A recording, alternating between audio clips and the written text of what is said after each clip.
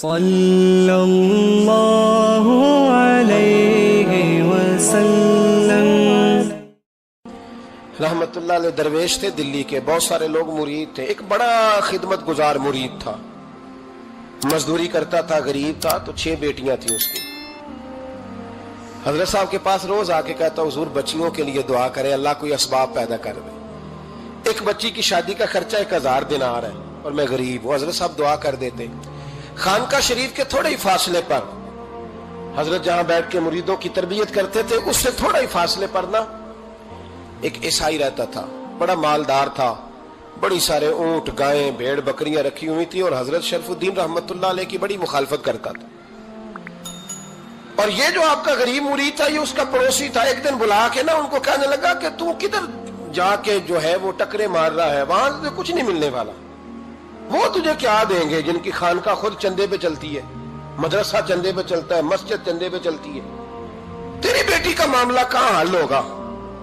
تو اس درویش نے کہا کہ تو میرے پیر کو نہیں جانتا، تو مجھے میرا محبوب نہیں ڈٹھا، تو پتہ نہیں نا، تو اس رستے کا مسافر نہیں، تو نہیں جانتا، ان کا بس چلے نا تو وہ ہر قیمت میں میری بیٹیوں کی شادی کرا دے۔ اب وہ عیسائی تھا، کہنے لگا اچھا چلو ٹھیک ہے، اگر اتنی بات ہے نا تو جاؤ ان سے جا کے کہہ دو کہ 6 سال کے لیے میرے ساتھ معاہدہ کر لیں، تو میرے جانوروں کو چارہ ڈال دیا کرے، 6 سال ڈیوٹی کرے، میں 6000 دینار دے دیتا ہوں۔ وہ میرے ساتھ 6 سال میرے جانوروں کو چارہ ڈالے، رکھتے ہیں نا آپ چارہ ڈالنے کے لیے ایڈوانس پیسے دے کے، اب تو لوگ انہیں بھی غلام ہی بنا لیتے ہیں، بڑی تھوڑی تنخواہ دیتے ہیں، ظلم کرتے ہیں، پورا معاوضہ نہیں دیتے۔ حضرت شیخ شرف الدین کے بارے میں وہ کہنے لگا جا اپنے پیر سے جا کے کہہ کہ میرے جانوروں کو 6 سال چارہ ڈالے، میں 6000 دے دیتا ہوں، تو جو کہتا ہے ہر قیمت پہ جانے کو تیار ہے۔ اس نے جب یہ بات کی تو مرید نے ناراض ہو گیا، وہ لڑائی ہو گئی، گریبان پکڑ لیا، جھگڑا ہوا، بات بڑی دور گئی، اس طرح کی بات کرتا میرے حضرت کے بارے میں، تیرے جیسے کئی میں وہاں کام پہ رکھا دوں۔ جب وہ بڑی بحث ہوئی، بات محلے میں، علاقے میں پھیل گئی، دنیا نے سن لی، تو شیخ شرف الدین تک بھی پہنچ گئی۔ اس طرح جھگڑا ہوا ہے، لوگ سو گئے عشاء کی نماز کے بعد۔ حضرت صاحب نے نا سر پہ کپڑا لیا، اس عیسائی کے دروازے پہ دستک دی، وہ باہر آیا، فرمانے لگے لوگ تو سوچ سمجھ کے ملازم رکھتے ہیں، تو نے بھی تو سوچ ہی لیا ہوگا، تبھی تو مجھے آفر کی ہے، تو اپنی آفر پہ قائم ہے، واقعی مجھے رکھ لے گا اور 6000 دینار دے دے گا؟ کہنے لگا جا بابا کام کر اپنا۔ فرمایا نہیں، تو نے اتنے لوگوں میں بات کی، اتنی بحث ہوئی، تو قائم ہے؟ کہنے لگا میں تو قائم ہوں، پر آپ نے نہیں قائم رہنا۔ فرمایا میں سوچ سمجھ کے آیا ہوں۔ اس نے کہا آپ ڈیوٹی کریں گے، بھینسوں کو چارہ ڈالیں گے؟ فرمایا ایک شرط، بس جب اذان ہو جائے نا تو مجھے رب کی نماز پڑھنے کی اجازت دے دینا، باقی صبح و شام جو تو کہے گا۔ اگر اس غریب کی بیٹیاں بیائی جائیں تو مجھے اور کیا چاہیے، اس کی 6 بیٹیوں کا بوجھ ہے اس کے سر پہ، تو مجھے رکھ لے۔ اللہ اکبر۔ وہ کہنے لگا چلے پہ میرے ساتھ خط بندگی کر لیں، آج کل ہم اسٹام کرتے ہیں، اس زمانے میں خط بندگی ہوتا تھا، غلامی کا خط، قاضی شہر کے پاس، یعنی اس کا خیال تھا کہ چلو اسٹام کی بات کروں گا تو بھاگ جائیں گے۔ فرمایا چل میں تیار ہوں۔ قاضی تک گئے، طے ہو گیا، 6000 دینار دے دیے۔ حضرت نے مرید کو بلایا، فرمایا پتر یہ لے جا، جا میری بیٹیوں کو روانہ کر دے۔ کہنے لگا حضور یہ کیا کر رہے ہو آپ، کچھ سوچیں۔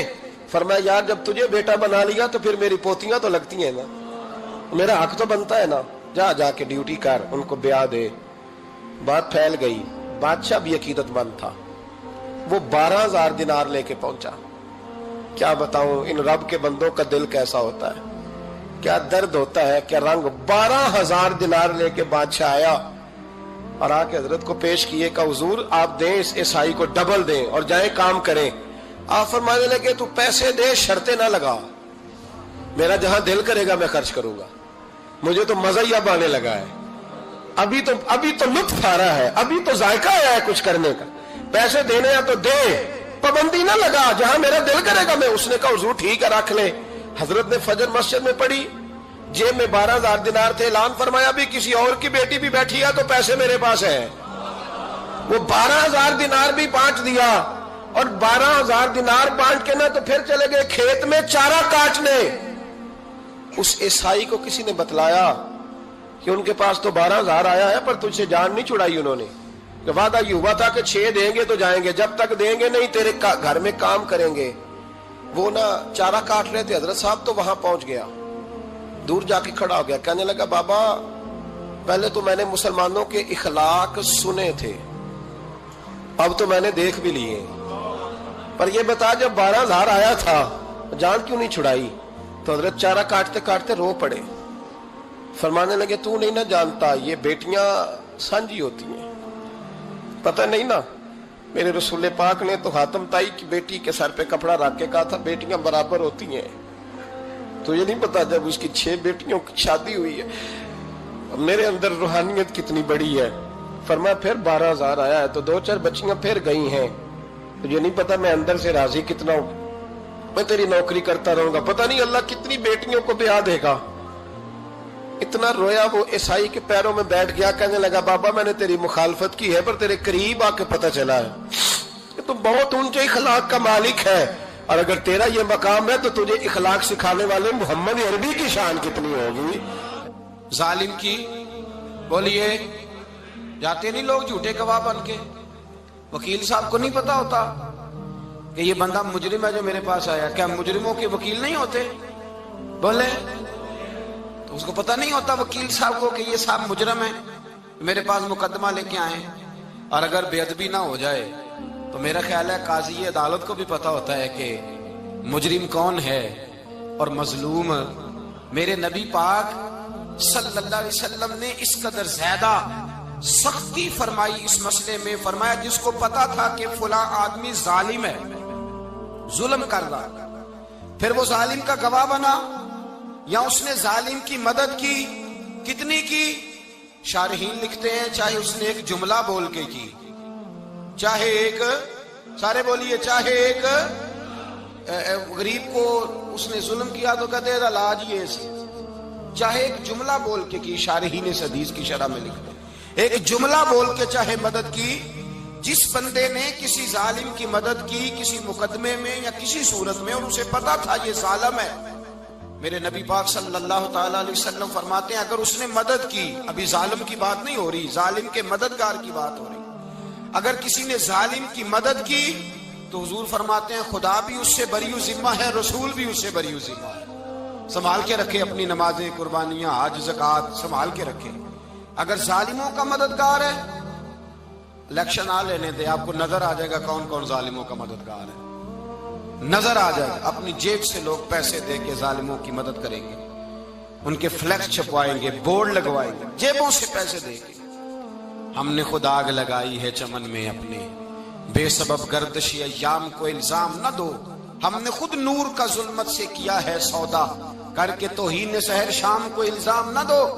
ظالموں کے مددگار میدان میں آ گئے، یہ چھوٹا لفظ نہیں، میرے حبیب پاک صلی اللہ علیہ وسلم نے فرمایا جو ظالم کا مددگار ہے سن لے جو سجن کے ساتھ کچہری جاتا ہے، وہ یاد رکھے جو دوست کا گواہ بنتا ہے، وہ یاد رکھے جو کہتا ہے میں مانگی گیا تھا، مجھے بلایا گیا تھا قبضہ چھڑانے کے لیے کسی غریب بیوہ کی جائیداد پہ، کب وہ سن لے تو مدد کر کے نہیں آیا، تو خدا کے ذمے سے نکل گیا ہے۔ رسول پاک نے فرمایا تیرا میرا تعلق ختم ہو گیا، تو ظالم کا مددگار ہو گیا، پھر تو کہتا میں بے چین ہوں، میں بے قرار ہوں، میں آزمائش کا شکار ہوں، پلٹ کے دیکھ تو صحیح تیرا گناہ کتنا بڑا ہے۔ میرے نبی پاک صلی اللہ علیہ وسلم کا ایک اور فرمان سن لیں، ابن ماجہ ابو داؤد میں موجود ہے، اس حدیث کو آپ نے یاد کر لینا ہے، کر لیں گے انشاءاللہ، سارے کہیے انشاءاللہ کر لیں گے یاد۔ حضور صلی اللہ علیہ وسلم نے فرمایا اگر تو ظالم کی مدد کرے گا نا، یہ لفظ دل کی تختی پہ لکھ لینا، یہ مکافات عمل ہے، مکافات عمل دنیا، ادھر کرو گے تو ادھر بھرو گے۔ فرمایا اگر تو کسی ظالم کی مدد کرے گا، سن لے حضور کا فرمان ہے، اگر تو ابن ماجہ ابو داؤد سیاہ میں موجود ہے، فرمایا اگر تو کسی ظالم کی مدد کرے گا تو رب تعالیٰ مرنے سے پہلے پہلے تیرے اوپر بھی ظالم کو مسلط کر دے گا، تیرے اوپر بھی ایک دفعہ ظلم ضرور ہوگا اگر تو ظالم کی، وہ کسی صورت میں بھی ہو سکتا ہے، کسی صورت میں بھی تیرا بیٹا ہی اٹھ کے ظلم کر دے گا، تو الجھ جائے گا، کسی نہ کسی جگہ تیرے لیے تباہی کا سامان ہوگا، تیرے اوپر ظلم ہوگا، اس لیے کہ تو ظالموں کا مددگار ہے۔ چاہیے یہ تھا کہ تو مظلوم کی مدد کرتا، انسانی ایمانی یقین کا فریضہ سر انجام دیتا، تو ظالموں کا مددگار ہو گیا۔ ٹٹول کے دیکھ لیں रिजल्ट निकाल के देख लें, हमारे जमाने में जालिमों के मददगार ज्यादा है। इतनी लंबी जुबानें निकाल के जालिमों की मदद करते हैं। बड़े बड़े कालम नवीस, अल्लाह ने उन्हें कुदरत दी लिखने की, तो अपना कलम जालिमों की मदद में खर्च करते हैं। वो लोग जिनको अल्लाह तबारक व तआला ने कुदरत दी, हिम्मत दी, ताकत दी, कुछ लोग उनके हल्का अहबाब में वो अपने लोगों को इस्तेमाल करके जालिमों की मदद करते हैं, जालिमों की मदद करते हैं। मेरे नबी करीम सैयद आलम नूर मुजस्सम सल्लल्लाहु अलैहि वसल्लम ने फरमाया, अगर तूने जालिम की मदद की तो जब तक तू तौबा नहीं करेगा रब तुझसे नाराज ही रहेगा। अल्लाह तुझसे, ओ भाई जिससे रब भी नाराज हो गया, न खाना न पीना न सोना न जागना न नींद, फिर तेरी हर चीज तेरे लिए आजमाइश हो जाएगी, फिर तेरा साया भी तेरे लिए खौफ का सामान बनेगा, फिर जिंदगी जीती जागती लाश बन जाएगी, तो अपने कंधों पर अपनी मैयत उठाए फिरेगा जब तू जालिम का मददगार होगा। और नबी पाक सल्लल्लाहु अलैहि वसल्लम ने फरमाया, जालिमों का मददगार भी जालिम होता है, जालिमों का मददगार भी, सारे बोले, जालिमों का मददगार भी नहीं, को नहीं, आप सारे नहीं बोले, एक दफा बोले, जालिमों का मददगार भी, पक्की बात है, जालिमों का मददगार भी। अल्लाह अकबर। जिसका याराना हो, जिसका दोस्ताना हो, जो कहे मैंने ना इसको औखे वेले के लिए जालिम को याद रखा हुआ है। कभी मुश्किल में रखे नहीं हुए लोगों ने जालिम दोस्त, कहते मैंने रखे हुए हैं, बल्कि हमारे देहात में तो कहते हैं मैंने बाजू बनाए हुए हैं। किसको बाजू बना लिया? जालिम भी कभी बाजू होता है, जो जुल्म की तलवार लिए मैदान में खड़ा है। कारून, हामान, फिरौन, नमरूद का हाल नहीं लोगों ने देखा? अपने जमाने में आपने कितने लोग नहीं देखे जिनके साए से, आवाज से लोग कांपते थे? फिर पुलिस की गाड़ियों में वो इस तरह मुर्दा पड़े कि दुनिया ने तमाशा देखा उनका। ये रंग हमने देखे नहीं अपनी आंखों से। फरमाया, जालिम का मददगार भी, जो कार में बिठा के लेके गया वो भी जालिम, जिसने चाय पिलाई वो भी, जिस शख्स ने खाना खिलाया वो भी, जो कचहरी तक साथ गया वो भी, जिसने फ्लेक्स के नीचे, बड़े शराबी के नीचे छोटी अपनी फोटो लगाई वो भी, जो वोट की पर्ची डालने गया वो भी। कह देना बाहर निकल के कि हजरत साहब ने सियासी तकरीर की है, कह देना, पर बात तो सच्ची है ना। खू करे हम तो से थोड़ा सा गिला भी सुन ले, खू करे हम तो से थोड़ा सा भी गिला। इमाम मालिक के पास एक बंदा आया, उसने कहा, हुजूर मैं दर्जी हूं, एक जालिम बादशाह मुझसे कपड़े सिलवाता है, मैं तो जालिमों का मददगार नहीं ना। एक जालिम बादशाह मुझसे, हुजूर मैं तो मददगार नहीं ना जालिमों का। जो फरमाया जालिमों का मददगार भी जालिम होता है, तो कपड़े लेके आता है, मैं सी के दे देता हूं, जिम्मेदारी नहीं। एक आदमी दुकानदार है, उससे कोई बंदा चीज खरीदने आएगा तो थोड़ी कहेगा मैंने नहीं देनी, तो देगा। कोई बंदा अगर किसी शख्स से कोई काम कहता है जो उसकी फील्ड है, उसका शोबा है, उसका मुआश का वो सिलसिला है, कहते हैं या रसूल अल्लाह सल्लल्लाहु अलैहि वसल्लम, जालिमों का मददगार भी जालिम, हुजूर ने फरमा दिया। तो इमाम मालिक से बंदे ने मसला पूछा, दिल की तख्ती पे लिखने वाली बातें हैं। कहा, हुजूर मैं दर्जी हूं, जालिम कपड़े सिलवाते हैं, मैं तो मददगार नहीं ना। इमाम साहब कहने लगे, नहीं, मददगार तो वो होगा जो तुझे सुई धागा फराम करेगा, तू तो पूरे कपड़े सी के देता है, तू तो खुद बहुत बड़ा जालिम है। तो पूरे सूट सी के देता है, तू तो बहुत बड़ा जालिम खुद है। मददगार तो वो होगा जो तुझे धागा देगा, जो तुझे बटन देगा, जो तुझे नलकी देगा। जो जालिम से इतनी नफरत, जुल्म करके बंदा है। यहां तो हमारे जमाने में हीरो बन जाते हैं लोग, जालिम हीरो है, लोग उससे डरते फिरते हैं, घूमते फिरते हैं, और बहुत सारे कम मिजाज लोग उसके पीछे हाथ बांध के फिरते हैं। जालिमों की मदद करना, जालिमों के साथ रहना, ये जुल्म है, जुल्म, ये ज्यादती है। मेरे नबी पाक सल्लल्लाहु ताला अलैहि वसल्लम ने इरशाद फरमाया, याद रखो, रब फरमाता है मैं मजलूम की मदद जरूर करूंगा, चाहे जल्दी करूं चाहे देर से करूं, मैं मजलूम की मदद। और हुजूर सल्लल्लाहु अलैहि वसल्लम ने फरमाया है, हजरत माज बिन जबल कहते हैं, हुजूर ने मुझे यमन का गवर्नर बनाया।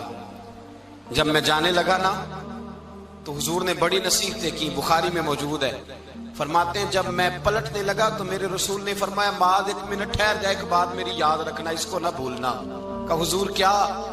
फरमाया, देखना किसी पे जुल्म ना कर बैठना, कहीं तुझसे ज्यादती ना हो जाए।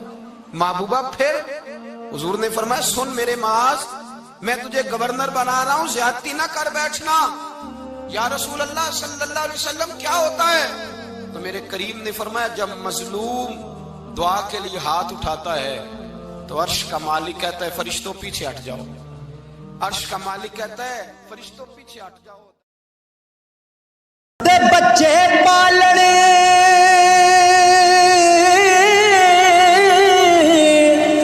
सौखे होंदे ते ओके पालन मापे